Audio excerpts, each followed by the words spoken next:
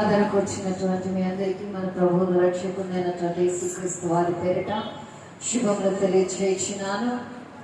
ప్రపంచం అందంతటా ఈ దినము చాలా ప్రత్యేకమైనటువంటి దినము. ఏంటంటే గ్లోబల్ ప్రేయర్ డే, ప్రపంచ ప్రార్థనా దినోత్సవము. అపోస్తలులు మీదికి దేవుని పరిశుద్ధాత్మాభిషేకముతో నింపబడినటువంటి దినము, పెంతెకోస్తు పండుగ దినము. ఈ దినాన మనము దేవుని సన్నిధిలో ప్రత్యేకించి ఆరాధించవలసినటువంటి వారమైనాము.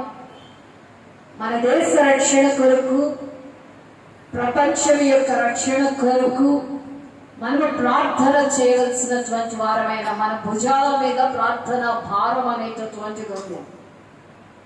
ప్రపంచం అంతా కూడా రక్షణ పొందాలని, ఆయనను తెలుసుకోవాలనేటటువంటి ఉద్దేశంతో ప్రార్థన చేయవలసినటువంటి వారమైన అపోస్తలుడైన పౌలు భక్తుడు అంటాడు కదా, మీరు సుఖముగాను సంతోషముగాను ఆనందముగాను జీవించవలనంటే ఎవరి కొరకు ప్రార్థన చేయాలంటమా? రాజుల కొరకును, అధికారుల కొరకును, ప్రస్తుతం అందుండేటటువంటి ప్రతి ఒక్కరి కొరకు ప్రార్థనలను, యాచనలను చేయమని అపోస్తలుడైనటువంటి పౌలు భక్తుడు తెలియజేస్తూ ఉన్నాడు.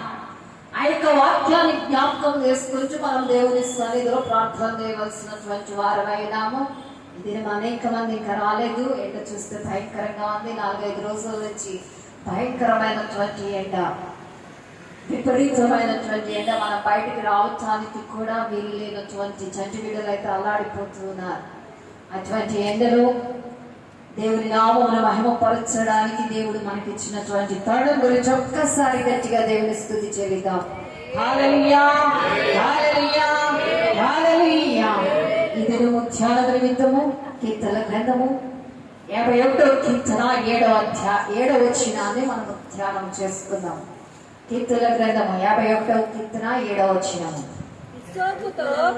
నేను పవిత్రుడనగునట్లు హిస్సోపుతో నా పాపము పరిహరింపుము, హిమము కంచెను నేను తెల్లగా ఉన్నట్లు నీవు నన్ను కడుగుము. చాలండి. ఇక్కడ మనం చూసినట్లయితే దావీదు ఈ విధముగా ప్రార్థన చేస్తూ ఉన్నాడు.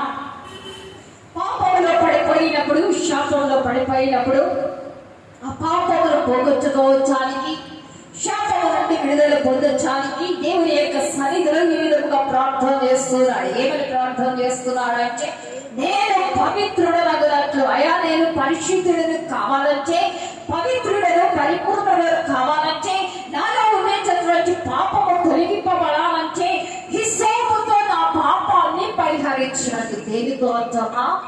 హిస్సోపుతో. ఈ దినం మూల వాక్యం ఏంటంటే హిస్సోపు. హిస్సోపు ఏ విధంగా దేవుని యొక్క సన్నిధిలో పెరుగుతుంది, ప్రపంచంలో ఏ విధంగా పెరుగుతుంది, దాని యొక్క లక్షణాల నుంచి, దాని యొక్క గుణగణాల నుంచి అనేది మనం నేర్చుకుందాం ఈ దినాన్న.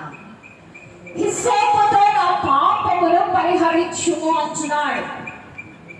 ఇంకా 2వ లైన్లో చూసినట్లయితే, హిమము కంచెలు నేను తెల్లగా ఉన్నట్లు నీవు నన్ను కడుగుము. హిమము అంటే మంచు.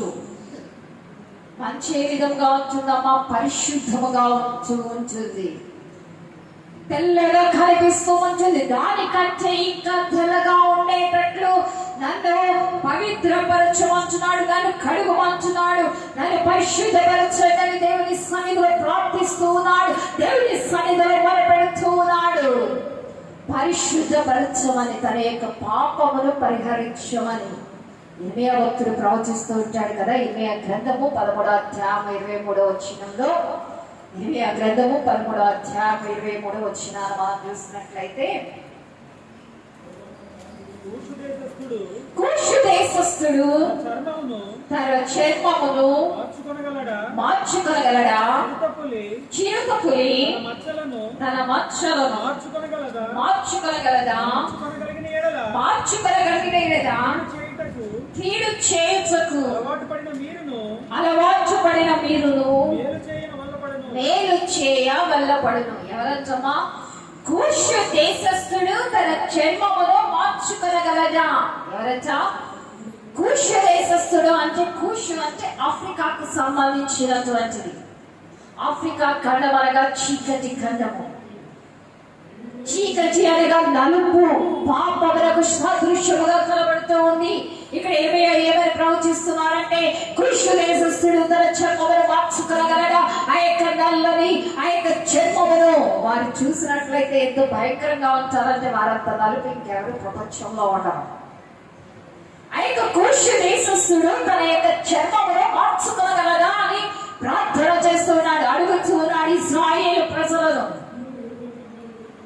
చిరుతపురి తన యొక్క మచ్చలను మార్చుకోగలదా? చిరుతపురికి ఏముంటాయమ్మా? నల్లటి మచ్చలు ఉంటాయి. అవి మన యొక్క శరీరం మీద పాపపు డాగులుగా కనబడుతూ ఉన్నాయి. ఒకవేళ కృషి దేశస్థుడు తన యొక్క శరీరమును మార్చుకోగలిగితే, తన చర్మమును మార్చుకోగలిగితే, చిరుతపురి తన యొక్క మచ్చలను మార్చుకోగలిగితే, కీడులకు అలవాటు పడినటువంటి మీరు కూడా ఏ విధంగా మార్పు చెందుతారంట? మేలు చేసేటటువంటి వారుగా మార్పు చెందుతారని ప్రవచిస్తూ ఉన్నాడు.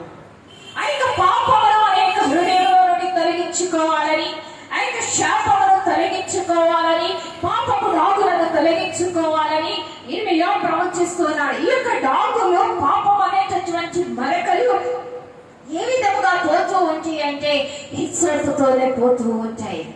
హిస్సోపు అనగా పాపిని పవిత్రులుగా చేయగలి, అది ఒక కుంచె. ఇది ఎక్కడ మొలుస్తుందంటే గోడలలో మొలుస్తూ ఉంటుంది. దేవుని యొక్క సన్నిధిలో అపోస్తలుడు జ్ఞాని అయినటువంటి సొలొమోను ప్రవచిస్తూ ఉంటాడు, గోడలలో మొలచు హిస్సోపును బట్టి ఆ యొక్క సన్నని తీగ వలె ఉండేటటువంటి, దారం వలె ఉండేటటువంటి ఆ యొక్క మొక్కలు వచ్చి కూడా దేవుని సన్నిధిలో రాస్తూ ఉన్నాడు జ్ఞాని అయినటువంటి సొలొమోను. దేవుని సన్నిధిలో ఆ యొక్క కుంచె ఏం చేస్తుందంటే పరిశుద్ధపరుస్తుంది. బ్రష్ మనం దేనికి ఉపయోగిస్తాం అమ్మా? పెయింట్ వేయడానికి ఏం ఉపయోగిస్తారు? బ్రష్ ఉపయోగిస్తారు. అవునంటారా కాదంటారా? మరకలు పోగొట్టడానికి, మన యొక్క గోడల మీద మరకలు ఏమైనా ఉన్నాయంటే ఆ యొక్క మరకలను తుడిచివేయడానికి మనం బ్రష్ ఉపయోగిస్తూ ఉంటాం.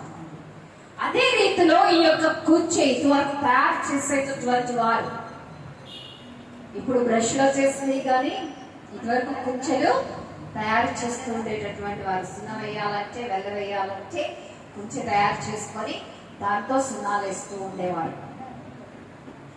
ఈ యొక్క కుంచె ఎవరిని సాదృశ్యంగా చూపిస్తుందంటే మన ప్రభువును రక్షకుడైనటువంటి క్రీస్తు ప్రభువాన్ని సూచిస్తూ ఉంది. యేసు క్రీస్తు ప్రభుల వారిని చూపిస్తూ ఉంది. ఈ యొక్క కుంచెతో పరిశుద్ధపరచబడాలి, ఈ యొక్క కుంచెతో మలినాన్ని తొలగించుకోవాలి. ఇది పుట్టింది మొదలు మరణము వరకు కూడా ఒకే సన్నని తీగ వలె ఉంటూ ఉంది హిస్సోపు మొక్క. ఆ యొక్క మొక్కలు ఎక్కడ ఉంటుందంటే ఎత్తైనటువంటి ప్రాంతాల్లో గోడల్లో నాచు పట్టినప్పుడు సన్నని తీగల్లాగా వస్తూ ఉంటాయి. మీరు అబ్జర్వ్ చేశారో లేదా ఎప్పుడైనా? పాత పడిపోయినటువంటి గోడల్లో వర్షాకాలంలో వర్షాలు బాగా కురిసినప్పుడు ఆ యొక్క నాచు పట్టినటువంటి ప్రాంతాల్లో సన్నని తీగలు లాంటివి పాకుతూ ఉంటే పొడుగ్గా, అవే హిస్సోపు మొక్కలు. వాటితోనే తయారు చేస్తూ ఉంటారు. చాలా మెత్తగా సున్నితంగా ఉంటుంది అన్నమాట, రఫ్ గా ఉండదు, చాలా సున్నితంగా ఉంటుంది. అది బ్రతికినంత కాలము కూడా సన్నని తీగ వలె ఉంటుంది. అది మరణించిన తర్వాత కూడా ఈ విధంగా ఉపయోగపడుతుందంటే ఒక కుంచె వలె ఉపయోగపడుతూ ఉంది. ప్రభువారి యొక్క జీవితాన్ని మనం చూసినట్లయితే ప్రభువారు కూడా ఆయన మరణించిన తరువాత ఆయన శరీరంలో ఉండేటటువంటి రక్త ధారల వలన మనల్ని పరిశుద్ధపరిచి పవిత్రపరిచి పౌరులుగా చేసినటువంటి దేవుడిగా కనబడుతూ ఉన్నాడు. మన పాపములన్నింటినీ పరిహరించినటువంటి దేవుడు. హిస్సోపు యొక్క లక్షణాలు మనం చూసినట్లయితే మొదటి రాజుల గ్రంథం 4వ అధ్యాయం 33వ వచనంలో జ్ఞాని అయినటువంటి సొలొమోను ఈ విధంగా అంటూ ఉంటాడు. మొదటి రాజుల గ్రంథము 4వ అధ్యాయం 33వ వచనము, మరియు లెబానోనులో ఉండు దేవదారు వృక్షమునే కాని గోడలో నుండి మొలుచు హిస్సోపు మొక్కనే కాని చెట్లన్నిటిని గూర్చి అతడు రాసెను. మరియు మృగములు, పక్షులు, ప్రాకు జంతువులు, జలచరములు అని వాటినన్నిటిని గూర్చి అతడు రాసిన. ఎవరు రాశారంటే మా జ్ఞాని అయినటువంటి సొలొమోను లెబానోనులో ఉండేటటువంటి దేవదారు వృక్షాలు, బలమైనటువంటి వృక్షాలు అవి మన చేతులకు వాటి యొక్క మొద్దులను మనం చూసినట్లయితే, రాళ్ళను చూసినట్లయితే మన రెండు చేతులతో పట్టుకోవడానికి కూడా చాలా ఎత్తైనటువంటి వృక్షాలు, దేవదారు వృక్షాలు. లెబానోనులో శ్రేష్టమైనటువంటి దేవదారు కర్ర దొరుకుతుంది. ప్రపంచంలో ఇంకెక్కడ దొరకదు అంత శ్రేష్టమైనటువంటి దేవదారు కర్ర. ఆ దేవదారు వృక్షములే గాని గోడలో మొలచు హిస్సోపు మొక్కలే కానీ ఎక్కడ మొలుస్తుందని చెప్పారమ్మా? గోడల్లో మొలుస్తుంది. ఈ యొక్క మొక్క గురించి కూడా అంత చిన్న స్థానం కలిగినటువంటి, ఎందుకు పనికి రానటువంటి, ఎవరు కూడా ఎంచలేనటువంటి దాన్ని చూసినట్లయితే ఏం చేస్తామంటే మన గోడల్లో మొలిస్తే పీకి పారేస్తూ ఉంటాం. ఎందుకు పనికి రాదు, అది మంచిది కాదు అన్నట్టుగా మనం దాన్ని పీకి పారేస్తూ ఉంటాం. అటువంటి మొక్కల గురించి కూడా ఎవరు రాస్తారంటే జ్ఞాని అయిన సొలొమోను రాస్తూ ఉన్నాడు. దేవుని యొక్క సన్నిధిలో నీరు మంచముగా ఎక్కడ మొలుస్తుందంటే గోడలలో మొలుస్తూ ఉంటుంది, ఎత్తైనటువంటి ప్రదేశాల్లో మొలుస్తూ ఉంటుంది. మన యొక్క ఆత్మీయ జీవితం కూడా ఉన్నతముగా ఉండాలి. భూమి మీద కాదు మన యొక్క దృష్టి ఉండటం, భూమి మీద కాదు మన యొక్క కను దృష్టి నిలబడటం, మన యొక్క ఆలోచనలు, మన యొక్క ఉద్దేశాలన్నీ కూడా భూలోక సంబంధమైన మంచిగా ఉండటం కాదు, కానీ పరలోక సంబంధమైనటువంటి ఉన్నతమైనటువంటి శ్రేష్టమైనటువంటి ఆశీర్వాదములను పొందుకోవటానికి మన యొక్క తలపులు, మన యొక్క ఉద్దేశాలు ఉండవాలని ఈ యొక్క జ్ఞాని అయిన సొలొమోను తెలియజేస్తూ ఉన్నాడు. హిస్సోపు ఉండేటటువంటి మొదటి లక్షణం గోడల్లో మలుస్తుంది. రెండవదిగా మనం చూసినట్లయితే గలతీయులకు రాసిన పత్రిక 3వ అధ్యాయము 19-20 వచనాలు మనం చదువుదాం. గలతీయులకు రాసిన పత్రిక 3వ అధ్యాయము 19-20 వచనాలు. అలాగైతే ధర్మశాస్త్రం ఎందుకు? ఎవరికి వాగ్దానము చేయబడెనో ఆ సంతానము వచ్చు వరకు అది అతిక్రమములను బట్టి దానికి తరువాత ఇయ్యబడెను. అది మధ్యవర్తి చేత దేవదూతల ద్వారా నియమింపబడెను. మధ్యవర్తి ఒకరికి మధ్యవర్తి కాడు కానీ దేవుడు ఒక్కడే. ఇక్కడ అపోస్తలుడైనటువంటి పౌలు భక్తుడు అంటున్నాడు కదా, ధర్మశాస్త్రం ఎందుకు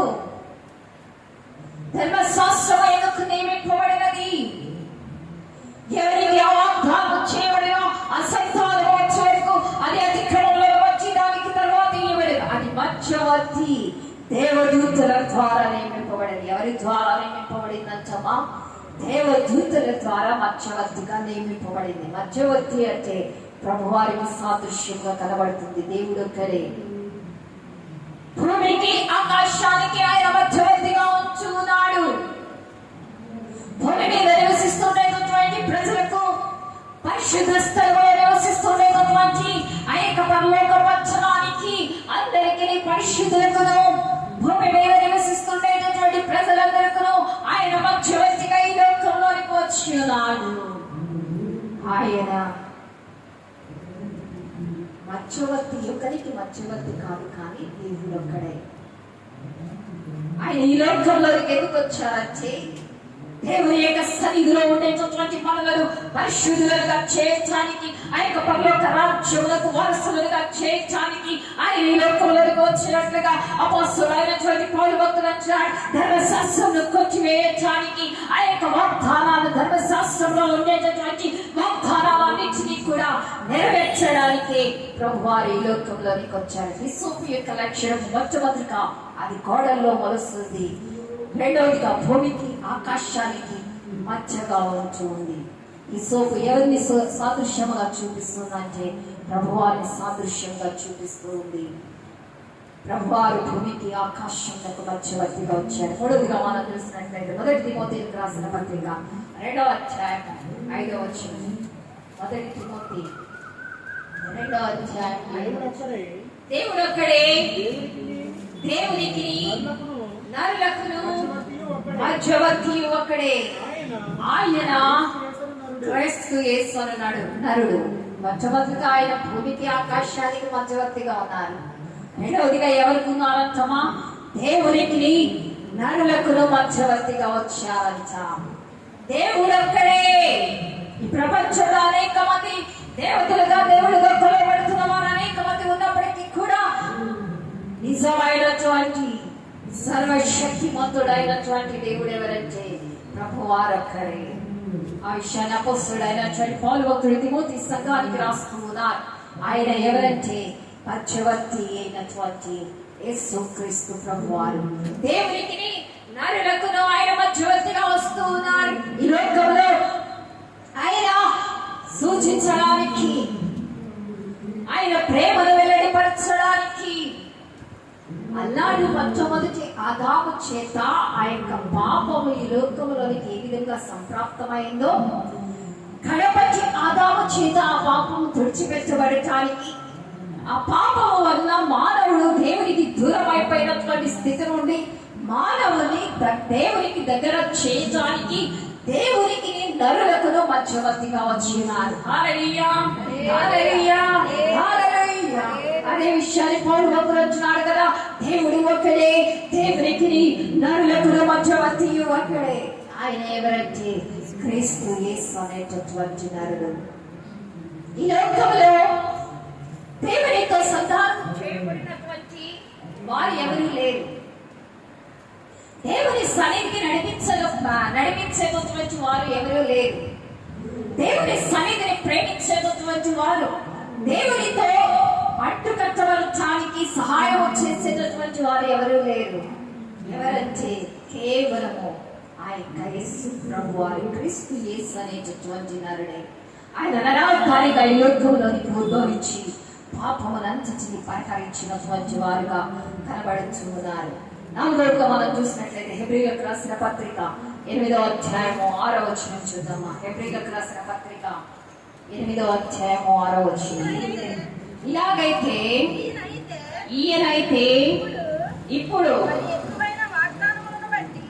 మరి ఎక్కువైన వాగ్దానములను బట్టి నియమింపబడిన మరి ఎక్కువైన నిబంధనకు మధ్యవర్తి అయినాడు కనుక మరి శ్రేష్టమైన సేవకత్వము పొంది ఉన్నాడు. ఈయన ఏ విధంగా ఉన్నాడంటే మా క్రీస్తు ప్రభువారు వాగ్దానములను బట్టి నియమింపబడిన మరి ఎక్కువైన నిబంధనలకు మధ్యవర్తి అంట. భూమికి ఆకాశానికి మధ్యవర్తిగా వచ్చారు, దేవునికి నరులకు మధ్యవర్తిగా వచ్చారు, పాత నిబంధనకు క్రొత్త నిబంధనకు మధ్యవర్తిగా ఆయన వచ్చి ఉన్నారు. అదే విషయాన్ని పౌలు భక్తుడు తెలియజేస్తున్నాడు. ఈయనైతే ఇప్పుడు మరి ఎక్కువైన వాగ్దానములను బట్టి నియమింపబడిన మరి ఎక్కువైన నిబంధనకు మధ్యవర్తి అయినాడు. ధర్మశాస్త్రము కొట్టివేసి నూతనమైనటువంటి నిబంధనను స్థిరపరచినటువంటి దేవుడిగా ఆ యొక్క నిబంధనకు మధ్యవర్తిగా ధర్మశాస్త్రానికి ఈ యొక్క క్రీస్తు ప్రభువారి యొక్క మధ్య రెండింటి మధ్యలో ఆయన మధ్యవర్తిగా వచ్చి ఉన్నారు. దేవుని సన్నిధిలో మనం ఏ విధంగా చూస్తున్నాం? ఆయన మధ్యవర్తిగానే ఉన్నారు. దేనికంట? నిబంధనకు మధ్యవర్తిగా ఉన్నారట. ఆ యొక్క నిబంధనలో మనం నిలిచి ఉంటున్నామా? పరిపూర్ణమైనటువంటి నిబంధనలో, శ్రేష్టమైనటువంటి నిబంధనలో, దేవుని మనకి ఇచ్చినటువంటి నిబంధన రక్తముతో మనం శుద్ధీకరింపబడుతున్నామా? ఆయన నిబంధనకు మధ్యవర్తిగా వచ్చినట్లుగా మనం చూస్తూ ఉన్నాం. దేవుని సన్నిధిలో మధ్యవర్తి అయినటువంటి మన ఆత్మీయ జీవితంలో ఆయన మనకు మధ్యవర్తిగా ఉన్నారా? మనం ప్రార్థన చేసినప్పుడు కూడా ఏమని ప్రార్థన చేస్తూ ఉన్నామంటే యేసుక్రీస్తు నామమున అడిగి వేడుకొనుచున్నాము తండ్రి యొక్క. తండ్రికి ప్రార్థన చేస్తూ ఎవరి మధ్యలో పెడతామా? ప్రభువాని మధ్యలో పెడతాం. ఆయన మధ్యవర్తిగా ఉన్నారు కాబట్టి మన ఆత్మీయ జీవితంలో ఆయన మధ్యవర్తిగా ఉంచి ఉన్నారా? దేవుని సన్నిధిలో మన యొక్క జీవితం ఏ విధంగా ఉంది? ఇంకా ఈ రోజుగా చూసినట్లయితే యోహాను సువార్త 3వ అధ్యాయం 31వ వచనం మనం చూసినట్లయితే యోహాను సువార్త 3వ అధ్యాయం 31వ వచనం, పై నుండి వచ్చువాడు అందరికీ పైనున్నవాడు, భూమి నుండి వచ్చేవాడు, భూ సంబంధి అయి భూ సంబంధమైన సంగతులను గురించి మాట్లాడును. పరలోకము నుండి వచ్చేవాడు అందరికీ పైగా ఉంది. తాను కనవాచిని కూర్చియు వినవాచిని కూర్చియు సాక్ష్యమిచ్చును.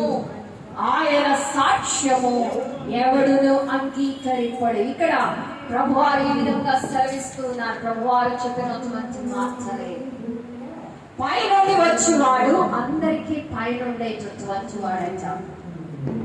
ప్రభువారు ఎక్కడి నుంచి వచ్చారమ్మా? మనం అయితే మానవులుగా ఈ లోకంలో పుట్టాం, కరెక్టే. ప్రభువారు ఏ విధంగా వచ్చారు? ఆయన పై నుండి వచ్చినటువంటి వాడు, ఆత్మస్వరూపిగా కన్యక అయినటువంటి మరియ గర్భమును ధరించి ఉద్భవించినటువంటి పరిశుద్ధమైనటువంటి నిష్కళంకమైనటువంటి దేవుడుగా కనబడుతూ ఉన్నాడు. అందుకనే అంటున్నాడు కదా, పై నుండి వచ్చేవాడు అందరికీ పై ఉండేటటువంటి వాడు. ఈ లోకంలో ఉండేటటువంటి ప్రతి ఒక్కరి కంటే కూడా పైన ఉండేటటువంటి దేవుడు ఆయనే. ఆయన భూమి నుండి వచ్చేవాడు ఎవరంటమా? భూ సంబంధి. భూ సంబంధమైనటువంటి సంగతులను గురించి మాట్లాడు. మన చేతులతో నిర్మించినటువంటి వారు, మన చేతులతో నిర్మించినటువంటి వారందరూ కూడా భూ సంబంధమైనటువంటి వారు.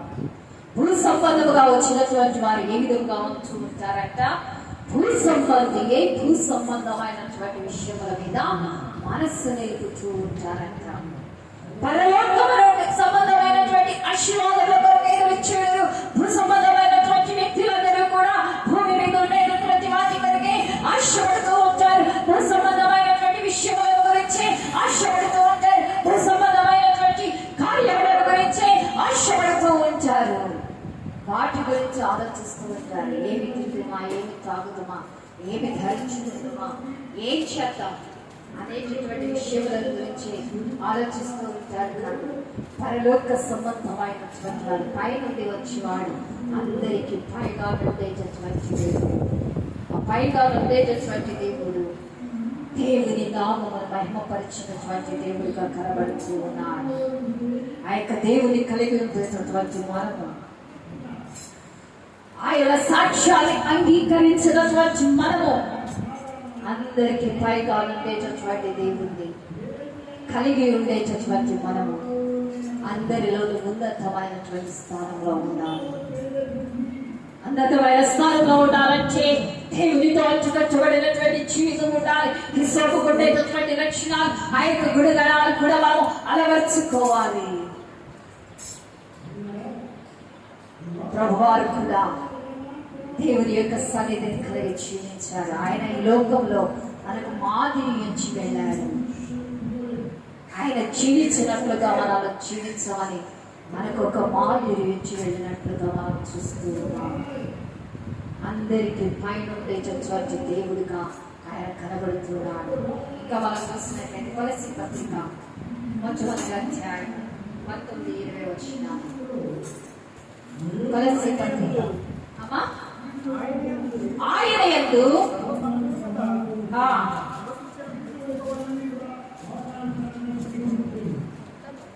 కొలస్సీ పత్రిక 1వ అధ్యాయం 9-19-20. ఆయన యందు సర్వ సంపూర్ణత నివసింపవలనియు ఆయన శిలువ రక్తము చేత సంధి చేసి ఆయన ద్వారా సమస్తమును అవి భూలోకమందునైనను పరలోకమందున్నవైనను వాటినన్నిటిని ఆయన ద్వారా తనతో సమాధానపరచుకొనవలెనని తండ్రి అభీష్టమాయెను. ఆయన ఏంటి ఏముందంటమ్మా? సర్వ సంపూర్ణత నివసిస్తూ ఉందంట. ఈ లోకంలో ఉండేటటువంటి ప్రతి విధమైనటువంటి సకల సంపద, పరిపూర్ణమైనటువంటి సంపద అంతయు కూడా, సంపూర్ణత అంతయు కూడా ఆయనలో నివసిస్తూ ఉంది.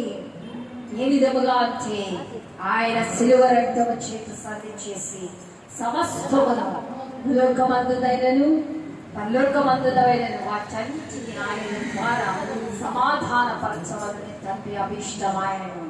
తండ్రి యొక్క కోరిక ఏంటంటే ప్రభువాన్ని ఈ లోకంలోకి పంపించడానికి, సమాధానకర్తగా ఈ లోకంలోకి పంపించారు.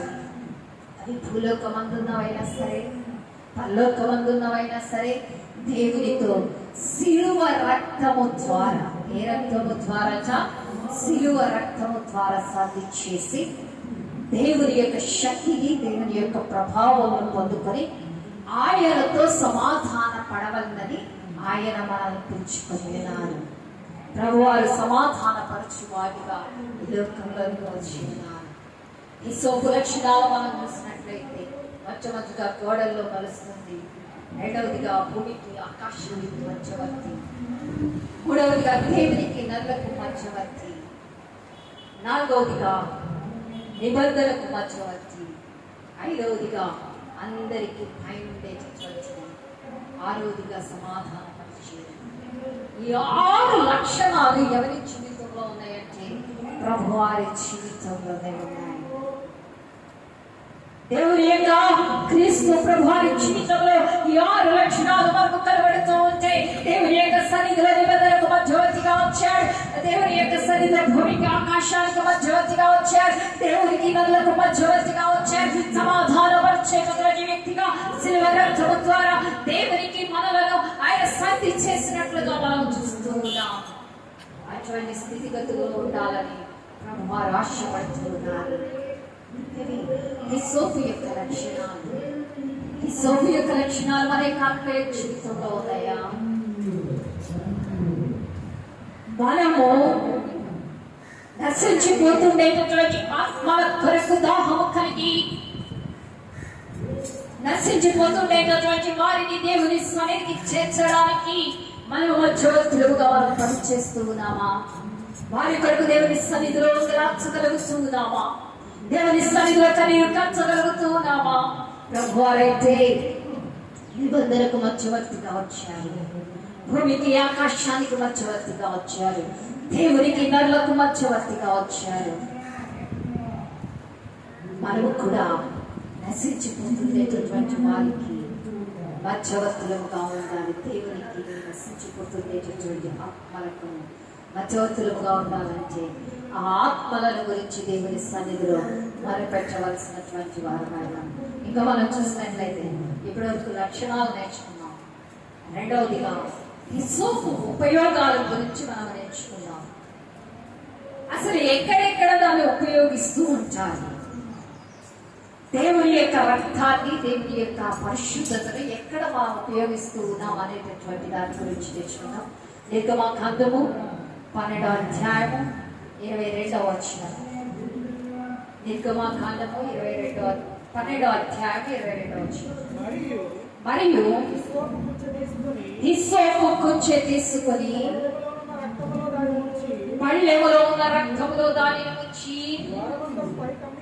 ద్వారబంధంపై కమికిని 2 నిలువ కొమ్ములకును పళ్ళెములోని రక్తమును తాకిపోలెను. తరువాత మీలో నెవరును ఉదయం వరకు తన ఇంటి ద్వారము నుండి బయలు వెళ్ళకూడదు. చాలా ఇక్కడ మనం చూసినట్లయితే మోషే ఇశ్రాయేలు ప్రజలను ఐగుప్తు దేశంలో నుండి విడిపించిన తర్వాత, విడిపించడానికి ముందు ఆ యొక్క ఆశ్చర్య కార్యాలను చేయడానికి ప్రభువారు ఒక సూచనను పస్కా పశువును వధించమని సెలవిస్తూ ఉన్నారు. ఆ వధింపబడినటువంటి రక్తాన్ని ఎక్కడ కుమ్మరించాలంటామా? హిస్సోపు కుంచె తీసుకొని, దేంతోనంట?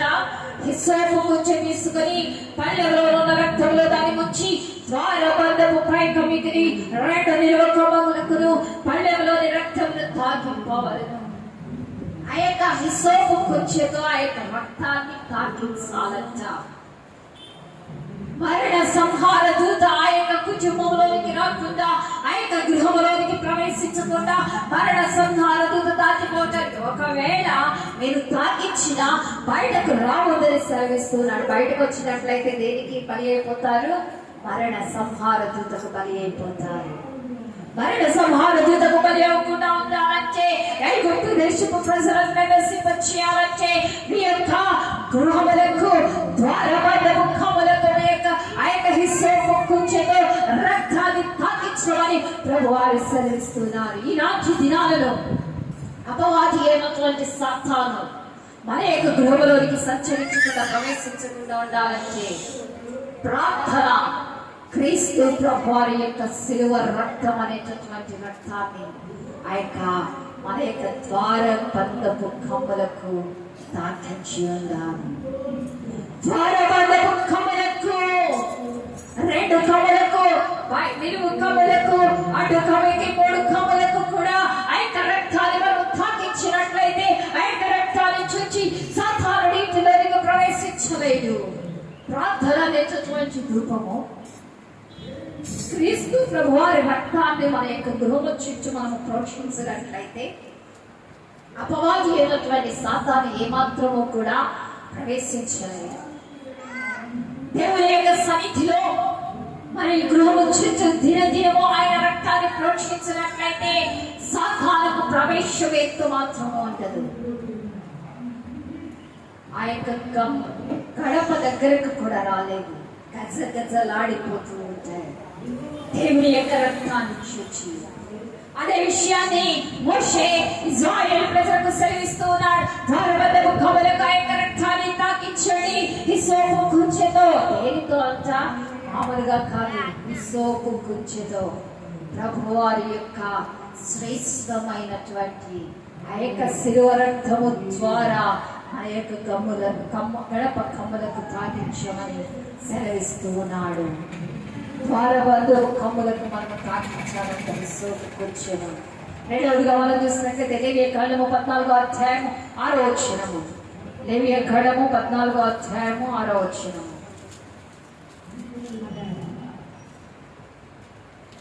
లేవియ కాండము 14వ అధ్యాయము 6వ వచనం. సజీవమైన పక్షిని, ఆ దేవదారు కర్రను, రక్తవర్ణము గల నూలును, హిస్సోపును తీసుకొని పారు నీటిపైని చంపిన పక్షి రక్తములో వాటిని, సజీవమైన పక్షిని ముంచి కుష్టు విషయములో పవిత్రత పొందగోరు వారి మీద 7 మారులు ప్రోక్షించి వారు పవిత్రుడని నిర్ణయించి సజీవమైనటువంటి పక్షి ఎగిరిపోవునట్లు దానిని వదిలివేయవలెను. చాలా ఇక్కడ మనం చూసినట్లయితే కుష్టు విషయమైనటువంటి నిర్ధారణ చేయడానికి, కుష్టు రోగం పోయింది, పాపం పోయింది అని తెలియచేయడానికి ఎవరంటే యాజకుడు ఈ విధముగా చేయాలని మోషే ధర్మశాస్త్రాన్ని ఇస్తున్నప్పుడు ప్రభువారు మోషేకి తెలియచేస్తూ ఉన్నారు. సజీవమైనటువంటి పక్షినంట, దేవదారు కర్రను, రక్తవర్ణము గల నూలును, హిస్సోపును. ఏది చెప్తున్నారు? 1 2 3 4 ఇక్కడ చూపిస్తూ ఉన్నారు. సజీవమైన పక్షి ఉండాలి, దేవదారు కర్ర ఉండాలి, రక్తవర్ణము గల నూలు ఉండాలి, హిస్సోపు కుంచె ఉండాలి. ఈ 4 ఆ యొక్క అపవిత్రుడైనటువంటి ఆ యొక్క పారు నీటిపై చంపినటువంటి పక్షి రక్తములో వాటిని ముంచి 7 మార్లు ప్రోక్షించాలంటే ఎవరి మీద? ఆ యొక్క పాపపు డాగులు ఎవరి మీద అయితే ఉన్నాయో కుష్ఠరోగం ఎవరి మీద అయితే ఉందో ఆ యొక్క వ్యక్తి మీద 7 మార్లు ప్రోక్షించి ఆ యొక్క సజీవమైనటువంటి పక్షిని వదిలివేసినట్లయితే కుష్ఠ వ్యాధి నుండి స్వస్థత పొందుకుంటారని ఆ యొక్క లేఖనము సెలవిస్తుంది. చంపిన పక్షి రక్తంలో ముంచడానికి కూడా ఈ సోపు కొంచెం ఉపయోగపడుతుంది. ఆ యొక్క రక్తమును ముంచి సజీవమైనటువంటి పక్షిని విడుదల చేయడానికి, పరిపూర్ణమైనటువంటి స్వస్థతను పొందుకోవటానికి, కుష్ఠ విషయంలో నిబంధనలు పొందుకోవటానికి, నివారణ పొందుకోవటానికి ఆ యొక్క హిస్సోపు కొంచెం ఉపయోగపడుతుంది. మూడవదిగా మనం చూసినట్లయితే సంఖ్యాకాండం 19వ అధ్యాయం 6వ వచనం. సంఖ్యాకాండము 19వ అధ్యాయం 6వ వచనం. మరియు ఆ యాజకుడు దేవదారు కర్రలు, హిస్సోపులు, రక్తవర్ణపు నూనెను తీసుకొని ఆ పెయ్యను కాల్చుచున్న అగ్నిలో వాటిని వేయవలెను. అప్పుడు ఆ యాజకుడు తన బట్టలు ఉతుకుకొని నీళ్లతో శిరస్నానము చేసిన తరువాత పాడములో ప్రవేశించి సాయంకాలం వరకు అపవిత్రుడై ఉండెను. పరిశుద్ధపరచడానికి, పాపశుద్ధి చేయటానికి, పాపిని యొక్క మలినమును తొలగించడానికి ఈ యొక్క యాజకుడు ఏం చేస్తున్నాడంటే దేవదారు కర్రను, హిస్సోపును, రక్తవర్ణపు నూలును తీసుకొని ఆ పేయను ఏం చేస్తున్నాడంట, కాల్చుచున్న అగ్నిలో వాటిని వేయాలట.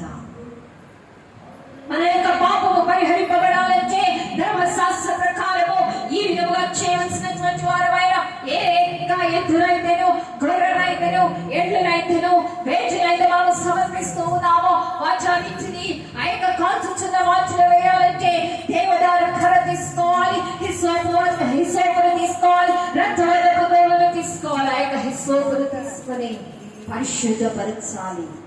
పాపిని శుద్ధి చేయడానికి, పరిశుద్ధపరచడానికి ఈ యొక్క హిస్సోపు ఉపయోగపడుతుంది.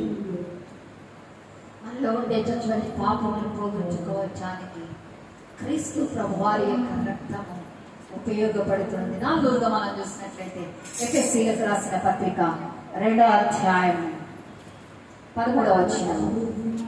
ఎఫెసీయులకు రాసిన పత్రిక 2వ అధ్యాయము 13వ వచనము.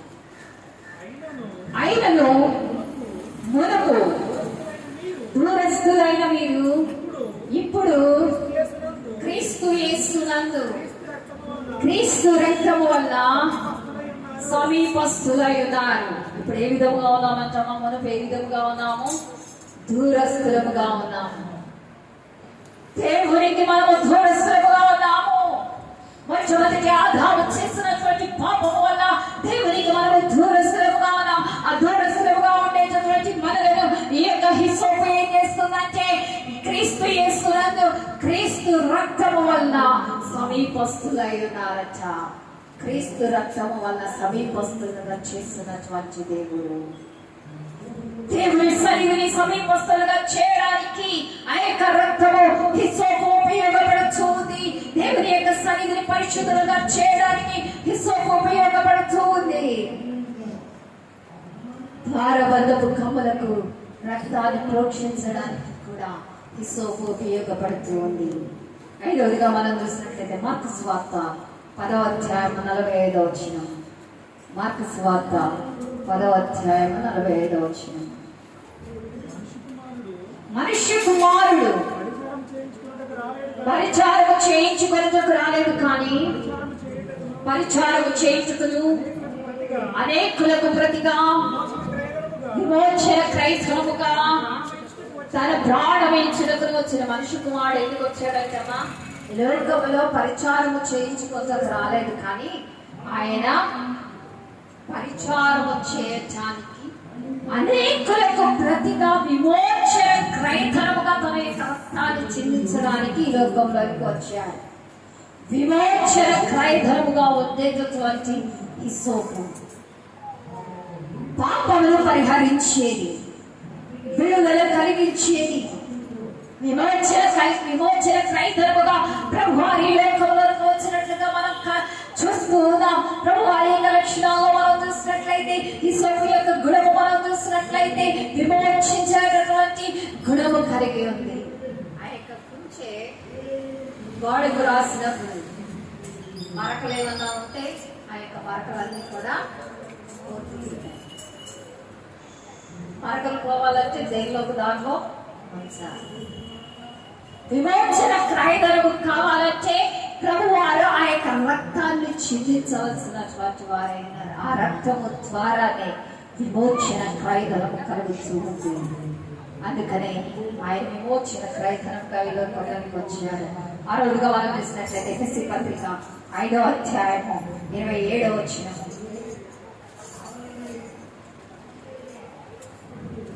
ఎఫెసీ 5:27. పురుషులారా మీరు మీ భార్యలను ప్రేమించుడి, అటువలే క్రీస్తు కూడా సంఘమును ప్రేమించి అది కళంకమైనను ముడతైనను అచ్చిరుమ ఏదైనను లేక పరిశుద్ధమైనది గాను నిర్దోషమైనది గాను మహిమగల సంఘము గాను ఆయన తన ఎదుట దాన్ని నిలబెట్టుకున్నదని వాక్యముతో ఉదక స్నానము చేత దానిని పవిత్రపరిచి పరిశుద్ధపరచుటకై దాని కొరకు తన్ను తాను అప్పగించుకొనెను. ప్రభువారు ఏం చేశారంటమా? సంఘాన్ని ప్రేమించారంట. ఆయన సంఘములు ప్రేమించి ఏం చేస్తున్నారంటే కళంకమైనను ముడితైనను మత్సైనను డాగైనను ఏది కూడా లేకుండా పరిశుద్ధమైనదిగాను దోషమైనటువంటి మహిమ గల సంఘముగా చేయడానికి, సంఘమును పరిశుద్ధపరచడానికి ఆయన వాక్యముతో ఉదక స్నానము చేత పరిశుద్ధపరచడానికై తను తాను అప్పగించుకున్నారంట. సిలువలో విమోచన క్రైదనముగా అయ్యారు. ఎందుకంటే పరిశుద్ధపరచడానికి ఆ యొక్క హిస్సోపు కొంచెం ఉపయోగపడుతూ ఉంది. మనము ఆ విధంగా ఉపయోగపడుతున్నామా? మనము నలిగిపోతున్నామా? సారిపోతున్నామా? ఆఖరుగా మనం చూసినట్లయితే హెబ్రీ పత్రిక 9వ అధ్యాయము 12వ వచనం మనం చూసినట్లయితే హెబ్రీ పత్రిక 9వ అధ్యాయము 12వ వచనం.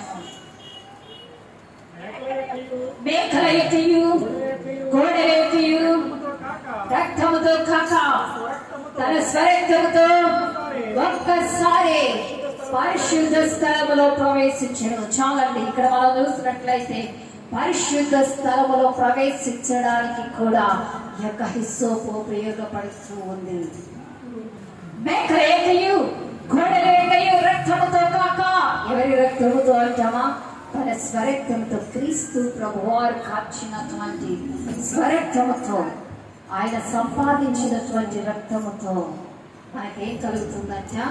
పరిశుద్ధ స్థలములో ప్రవేశించడానికి అర్హత కలుగుతూ ఉంది. ఆ యొక్క రక్తాన్ని మనము పొందుకున్నట్లయితే, ఆ రక్తముతో శుద్ధీకరింపబడినట్లయితే, మనలో ఉండేటటువంటి మడత మచ్చ డాగులన్నిటిని ఆ యొక్క రక్తంలో కడిగి వేసుకున్నట్లయితే, పరిశుద్ధపరిచేటటువంటి దేవుడు, పవిత్రపరిచేటటువంటి దేవుడు పరిశుద్ధ స్థలంలో ప్రవేశించడానికి కూడా మనలను అర్హులుగా చేసేటటువంటి దేవుడుగా ఆయన కనబడుతున్నారు.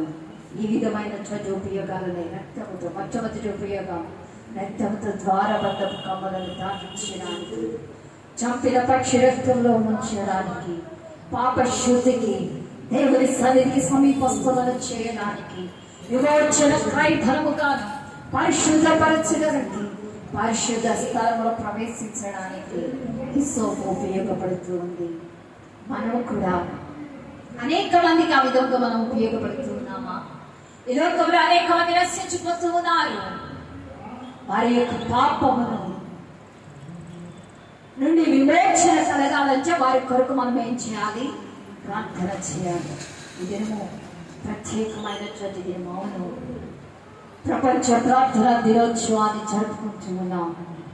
దేవుని సన్నిధిలో అయ్యా అనేక మంది నశించిపోతున్నారయ్యా, మాకైతే ఈ యొక్క రక్షణ ఇచ్చావు. హిస్సోపు కొట్టేటటువంటి ఉపయోగాలు, హిస్సోపు కొట్టేటటువంటి లక్షణాలు మాకు తెలియచేస్తాము. ఆ యొక్క లక్షణాలు, ఆ యొక్క ఉపయోగాలు మా జీవితంలో కూడా నెరవేర్చబడాలయ్యా. హిస్సోపు వలె మమ్మలను మార్చండి. హిమము కంటే తెల్లగా మమ్మల్ని మార్చమని దావీదు భక్తుడు ప్రార్థన చేస్తూ ఉన్నాడు. నా యొక్క పాపములు పరిహరించడానికి హిస్సోపుతో నా పాపములు పరిహరించు. హిమము కంటే తెల్లగా నన్ను కడుగుమని దేవుని సన్నిధిలో ప్రార్థిస్తూ ఉన్నాడు. ఆ విధంగా మనం ప్రార్థన చేయగలుగుతున్నామా? హిమము కంటే తెల్లగా నన్ను మార్చయ్యా. అనేక మంది నశించిపోతూ ఉన్నారయ్యా. వారందరినీ మీరు విడుదల దయచేయండి, వారందరినీ మీరు రక్షించండి. వారందరి కొరకు మనం దేవుని సన్నిధిలో ప్రార్థన చేయగలుగుతున్నామా? దేవుని సన్నిధిలో ప్రార్థించే జీవితాలు మనకు కావాలని ప్రభు ఆశపడుతున్నారు. ఈ దినాన మనల్ని మనం సమర్పించుకుందాం. ప్రభా, నీ యొక్క సన్నిధిలో అనేక వాళ్ళ కొరకు మేము విజ్ఞాపన చేసే విధంగా మమ్మల్ని సిద్ధపరచండి. ప్రత్యేకమైనటువంటి దినములో మమ్మల్ని మేము పరిశుద్ధపరచుకోవడానికి కృప చూపించండి. మనల్ని మనం సమర్పించుకుందాం. మోకరించినట్లయితే ప్రార్థన చేసుకుందాం. అవునయ్యా, హిస్సోపుకునేటటువంటి లక్షణాలు మా యొక్క జీవితంలో మీరు నెరవేర్చండి. గోడల్లో నలుస్తుంది, భూమికి ఆకాశానికి మధ్యవర్తిగా ఉంది, దేవునికి నల్లకు మధ్యవర్తిగా ఉంచు ఉంది, అయా క్రొత్త నిబంధనకు మధ్యవర్తిగా ఉంచు ఉందయ్యా. అటువంటి లక్షణాలు పాపంలో నశించిపోతున్న ఆత్మల కొరకు మేమును మధ్యవర్తులముగా దేవునికి పాపంలో నశించిపోతుండేటటువంటి వ్యక్తులకు మధ్యవర్తులముగా మేము నిలబెట్టడానికి మీరు కృప చూపించండి అయ్యా. మనల్ని మనం సమర్పించుకున్నామా? ఈ యొక్క ప్రత్యేకమైన దినములో, గ్లోబల్ ఫ్రైడే దినములో దేవుని సన్నిధిలో మనల్ని మనం సమర్పించుకుందాం. పరిశుద్ధులు మీకు వందనాలు. అవును ప్రభా, హిస్సోపుకుండేటటువంటి లక్షణాలు, హిస్సోపుకుండేటటువంటి ఉపయోగాలు మాకు తెలియజేశారు. ఆ యొక్క లక్షణాలను మా యొక్క అమ్మాయి జీవితంలో మీరు నెరవేర్చారు. ఆ యొక్క ఉపయోగాలను పొందుకొని పరిశుద్ధ స్థలములో పరిశుద్ధపరచబడినటువంటి వారుగా పరిశుద్ధ స్థలములో ప్రవేశించడానికి మీరు సహాయం దయచేయండి. ఈ యొక్క కృపలో మమ్మల్ని నింపమని ఇతబడినటువంటి వాక్యాన్ని మీ యొక్క పరిశుద్ధాత్మ ఫలింపచేయండి. ఈ యొక్క వర్తమానం ఎక్కడెక్కడైతే ఇచ్చినారో, యూట్యూబ్లో, ఫేస్బుక్లో ఎవరైతే ఇచ్చినారో వారందరినీ కూడా మీరు దర్శించి వారందరికీ రక్షణ మారు మనసుమైన దాచేయమని, దేశాల్లో ఉండేటటువంటి ప్రతి ఒక్క బిడ్డను ప్రత్యేకించి పేరు పేరు చెప్పి జ్ఞాపకం చేసుకుందని యేసు నామమున అడిగి వేడుకొంచున్నాము తండ్రి. ఆమేన్.